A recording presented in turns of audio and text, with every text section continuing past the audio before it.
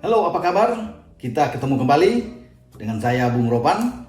Dan akhir pekan ini, bagaimana kita akan menyaksikan big match derby Merseyside atau derby di kota Liverpool, yang pasti bakal rame, akan dimulai sore hari, lebih cepat dari jadwal-jadwal lainnya yang ada di Liga Premier Inggris, mempertemukan antara peringkat pertama saat ini yang sedang menjadi pusat perhatian dan pembicaraan banyak orang, yaitu The Toffees atau The Blues, Everton. Mereka akan menjamu saudaranya atau tetangganya, tentunya dengan nama besar. Bagaimana Liverpool, The Reds, akan bertandang ke Goodison Park. Ya, ini adalah pertarungan saya pikir hidup mati, khususnya buat The Reds setelah mereka kalah 2-7 di Villa Park menghadapi Aston Villa. Ya, skor yang sangat memalukan, artinya skor yang sudah begitu lama mereka tidak pernah dapatkan, di mana mereka 57 tahun yang lalu mereka kalah dari Spurs dengan angka yang sama dan kemudian terulang. Nah, bagi Jordan Henderson dan kawan-kawan, ini adalah harga diri, soal harga diri mereka untuk bisa mengembalikan kepercayaan, ya, bagaimana yang mereka hilang ketika tampil sangat buruk saat bertandang melawan Aston Villa dengan gawang Adrian kebobolan 7 gol. Jadi ini akan sangat menentukan apakah Liverpool mampu untuk bangkit, ya. Klopp membangkitkan motivasi tim asuhannya, karena memang Liverpool dalam hal ini membutuhkan kemenangan, ya, untuk menghadapi Everton. Mereka punya modal kuat sebenarnya bagi Liverpool, karena kan dalam 10 tahun terakhir mereka sulit dikalahkan, ya. Datang ke Goodison Park dan Everton tidak mampu mengalahkan mereka. Jadi 17 Oktober 2010 itu adalah terakhir kali bagaimana Mikel Arteta dan juga tim Cahill membuat Everton unggul dengan 2-0 dan menumbangkan Liverpool saat itu, ya. Di mana mereka dilatih oleh David Moyes dan Liverpool datang dengan pelatih Roy Hodgson saat itu. Ada Steven Gerrard dan gawang Pepe Reina kebobolan 2 kali dari Arteta, pelatih Arsenal saat ini. Jadi Arteta sebelum ke Arsenal, dia bermain 6 musim dulu bersama dengan Everton. Dan Arteta saya pikir pemain yang bagus, ya. Lebih bagus bermain di Everton daripada di Arsenal, karena dia lebih banyak mencetak gol di Everton dan dia menggetarkan gawang Pepe Reina saat itu. Sebelum tim Cahill, pemain Australia ini bisa melengkapi kemenangan 2-0. Nah, begitu lama mereka menunggu dan akhirnya mereka bisa bertemu kembali saat ini, karena sebelumnya setelah pandemi mereka mampu menahan Liverpool dengan 0-0. Jadi dari rentang 10 pertemuan terakhir mereka di Goodison Park, 7 kali diantaranya berakhir imbang. Liverpool menang 2 kali, ya, dan mereka terakhir baru cuma menang 1 kali, ya, dari 10 pertandingan terakhir. Itu yang saya katakan tadi, mereka menang dengan 2-0 pada 17 Oktober 2010. Nah, Liverpool terakhir menang bermain di Goodison Park pada Desember 2016 juga dengan 2-0 saat itu. Jadi kalau melihat dari statistik, memang para pendukung Liverpool boleh berbangga, ya, karena mereka sulit terkalahkan menghadapi di Goodison Park. Tapi kan masalahnya sekarang adalah bagaimana Everton dilatih oleh Ancelotti dengan mendapatkan suatu titik balik mereka dengan 4 kemenangan, 12 poin yang mereka raih, dan mereka sedang memimpin klasemen. Jadi artinya Everton saat ini dalam puncak permainan terbaik mereka, ya, bersama dengan Ancelotti. Bagaimana Ancelotti mendapat suatu starting 11 yang sangat bagus dan itu terus dia mainkan. Tidak banyak perubahan dalam taktik dan strategi yang dimainkan oleh Ancelotti dalam 4 pertandingan. Bahkan Klopp harus berhati-hati. Ini menurut saya, karena mereka Everton mencetak 9 gol di kandang saat menghadapi West Brom dan juga saat menghadapi Brighton kemarin, ya. West Brom mereka menang dengan 5-2 dan Brighton 4-2, ya. Jadi ini hati-hati, ya. Memang mereka mampu mencetak gol banyak, Everton, ya.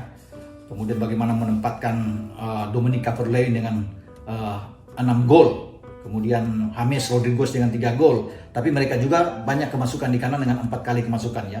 Dengan Brighton 2 kali dan juga pertama dengan West Brom dengan 2 kali. Memang sedikit mungkin ada masalah. Ini yang harus dicermati oleh Ancelotti, bahwa Yerry Mina dan juga Michael Keane, 2 back tengah mereka harus lebih fokus, lebih hati-hati menghadapi Liverpool, karena pasti Liverpool akan mengambil inisiatif serangan. Seperti biasa mereka akan menguasai ball position dan Klopp tidak akan main-main, pasti menurunkan tim terbaik mereka. Apalagi kabar terakhir bahwa Thiago Alcantara mungkin bisa bermain, ya, kemudian juga Mane akan bisa bermain di sana. Jadi ini suatu hal yang bagus kalau Mane sudah lepas dari COVID dan bisa main dan Alcantara sudah pulih kembali dan bisa dimainkan. Ini adalah dua keping yang hilang kemarin, kemudian mereka goyah di Villa Park, dan kalau mereka kembali ini akan jauh lebih bagus tentunya permainan Liverpool, dan mereka bisa mempertahankan rekor mereka yang selalu sulit dikalahkan oleh Everton ketika datang ke Goodison Park. Nah, dengan 3 poin yang diincar oleh Liverpool, saya pikir di depan kalau Mane aja bermain, Klopp akan menempatkan tetap sama Firmino sebagai striker dan juga Muhammad Salah di kanan, ya, dengan Mane tentunya ada di kiri. Di tengah pasti bisa saja berubah di tengah, ya. Apakah Hendo ini yang sebelumnya juga diragukan 50-50 karena cedera akan tetap dimainkan, karena kemarin dia juga sudah dipanggil di timnas Inggris oleh Southgate ketika mereka menang 3-0 melawan Wales dalam laga persahabatan, dan Hendo sempat ditarik keluar, ya, di babak kedua. Nah, Hendo ya apakah dimainkan kita tidak tahu, tetapi mereka masih punya gelandang bagus, ya. Wijnaldum yang masih ada di sana. Kalau Thiago kembali, Thiago pasti akan mendapat tempat utama. Ada Naby Keita juga di sana, ada Fabinho yang akan bermain di sana. Tinggal Klopp bisa memilih mana yang terbaik, ya. Kalau Hendo tidak bermain, saya pikir di tengah ada Wijnaldum, ada Thiago, dan juga ada Fabinho. Nah, masalahnya juga bagi Liverpool kemarin bahwa lini belakang mereka dengan 7 gol kebobolan ini juga menjadi pertanyaan, ya. Bagi saya memang tidak ada masalah di 2 wingback mereka, ya. Playing bermain dengan Trent di kanan dan juga Robo ya bermain di kiri. Tapi 2 back tengah mereka ini harus hati-hati, ya. Terutama Van Dijk yang tadinya orang terkuat yang berdiri di back tengah tapi memang agak goyah. Juga bagaimana Joe Gomez juga agak goyah, ya, kemarin bermain. Mudah-mudahan mereka kembali lebih bagus. Tapi kalaupun Joe Gomez tidak dimainkan, siapa yang akan ditempatkan oleh Klopp untuk berduet dengan Van Dijk, ya? Saya pikir ada 2 alternatif. Pertama, Matip, ya, Joel Matip, dan kedua menarik Fabinho untuk ke belakang, ya. Seperti bagaimana ketika dia bermain dengan Chelsea dan mereka menang 2-0 di Stamford Bridge, di mana Fabinho bermain sangat bagus, ya, berduet dengan Van Dijk, dan bisa aja Klopp akan mencoba itu kalau memang ada terjadi pergantian secara radikal di belakang dengan kali ini tidak memainkan Joe Gomez, ya, karena Joe Gomez mungkin dia anggap katakanlah menurun kemarin dan mungkin dia ada di bangku cadangan. Dia akan bermain, Fabinho akan bisa dimainkan kembali dengan Van Dijk. Jadi itu seluruh skema dari starting 11 yang mungkin akan dimainkan oleh Jurgen Klopp ketika mereka tandang menghadapi Everton di Goodison Park. Nah, masalahnya saya pikir motivasi ini betul-betul harus tumbuhkan, menyejukkan kembali ruang ganti bagi Liverpool, karena ini tugas berat buat mereka. Kalau melihat kemarin mereka juga sebenarnya hampir kalah ketika bermain 0-0 di Goodison Park setelah pandemi pada 16 Juni ya kemarin. Ya, untung masih bisa dapat 1 poin saat itu sebelum mereka mengunci gelar juara. Jadi ini memang tantangan berat bagi Klopp. Di saat lawannya lagi bagus-bagus, mereka harus tandang dan membutuhkan 3 poin. Karena mereka juga harus berhitung, karena sesudah ini mereka akan bertarung lawan Ajax, ya, di Liga Champions, ya, Oktober ini. Kemudian mereka akan mendapatkan keuntungan dengan bermain 2 kandang. Saya pikir menghadapi Sheffield dan menghadapi West Ham. Jadi ini mungkin bisa 6 poin. Tapi tentunya tidak harus berpikir ke sana dulu. Klopp harus berkonsentrasi bagaimana bisa mengamankan untuk tidak kalah bermain di Goodison Park. Saya katakan bahwa rekor mereka bagus di sana. Tetapi bagi Ancelotti, mereka termotivasi untuk bisa menang. Karena dengan 5 kemenangan dan 15 poin, jalan mereka untuk menuju di zona Champions, saya tidak berbicara juara karena terlalu jauh, ya, masih panjang. Kalau mereka bermain di pekan kelima, saat ini masih ada 33 match lagi yang akan mereka jalani. Nah, mereka harus menang. Kalau mereka menang dengan 3 poin, dengan 15 poin, saya pikir peluang mereka untuk bersaing masuk di zona Champions sangat besar.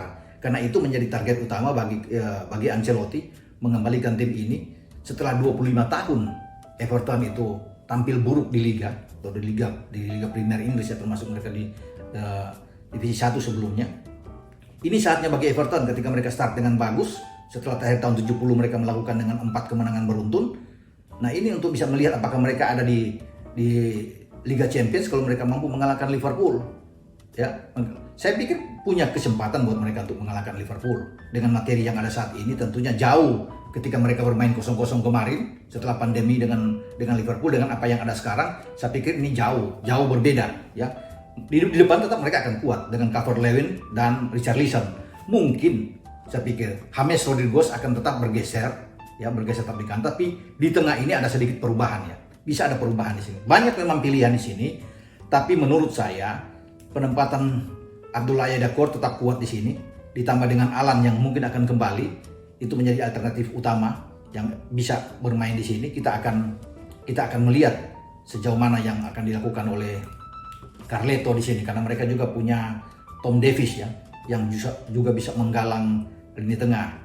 Di samping itu ada pemain yang reguler yang saya pikir lebih bagus, yang selalu bisa dimainkan dalam 2 pertandingan pertama mereka, selalu meraih kemenangan, Andre Gomes. Jadi ini pemain yang bisa dimainkan. Kalau Andre Gomes bermain, Alan dan Doucouré ini sangat bagus.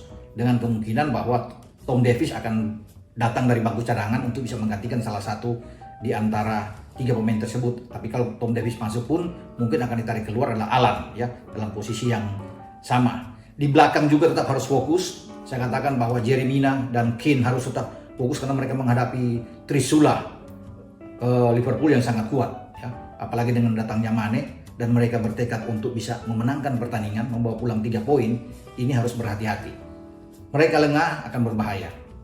Nah, kalau juga Seamus Coleman tidak bisa bermain secara bagus, juga karena dia tidak bermain di tim nasional dia kemarin, ya Carleto harus bisa memilih, ya apakah mengembalikan atau menarik Lucas Digne dari kiri untuk bermain di posisi kanan, dan Fabian Delph yang biasa bermain sebagai gelandang juga bisa bermain sebagai bek kiri.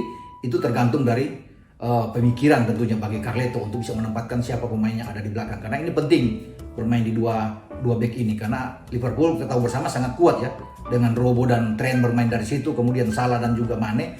Sisi sayap ini menjadi andalan bagi mereka untuk selalu bisa masuk dan membuat gol-gol atau umpan-umpan yang sangat terukur di kotak penalti. Jadi memang Carleto harus bisa melihat siapa pemain yang bisa pas. Kalau Seamus Coleman tidak bisa bermain di sini ya, apakah Digne yang akan bermain di sana atau Niels Konko, pemain muda mereka yang harus bermain di posisi kiri karena dia bek kiri yang bagus, dan Digne yang akan bermain di kanan.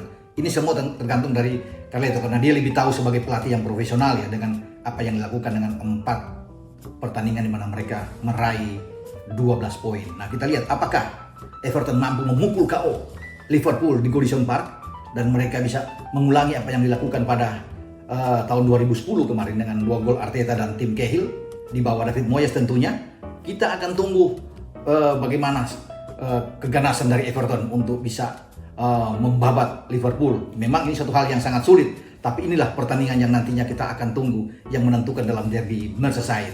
Oke, sampai di sini juga pembicaraan kita, dan sebelum ini saya mengajak Anda untuk tetap like, memberikan komen, dan tentunya subscribe channel YouTube Bung Ropan.